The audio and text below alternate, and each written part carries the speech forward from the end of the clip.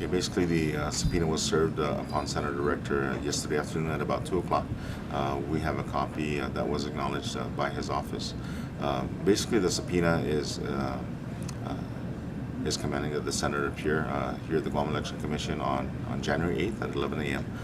To provide documentation for inspection and for copying any and all documents relative to the alleged crime that he was convicted of in the state of California approximately 25 years ago. Guam Election Commission Executive Director John Bloss says the GEC board is now focusing on whether or not Senator Matt Rector lied on the affidavit he signed with the commission, stating that he had not been convicted of a felony or a misdemeanor of moral turpitude.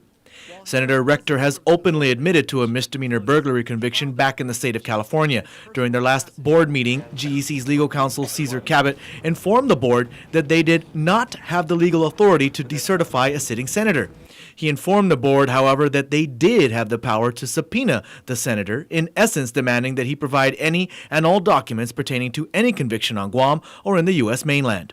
If the board is able to determine that he lied on his affidavit, they can't decertify, right? That's correct. So again, if there are any violations in Title III, the normal route would actually be to refer this matter to the Attorney General for action. So again, if anything, again, I may be speculating. Again, I would stand corrected if I'm wrong. But again, if the board deems that there was any violation of the Guam election law, then of course those charges would be forwarded to the Attorney General for action.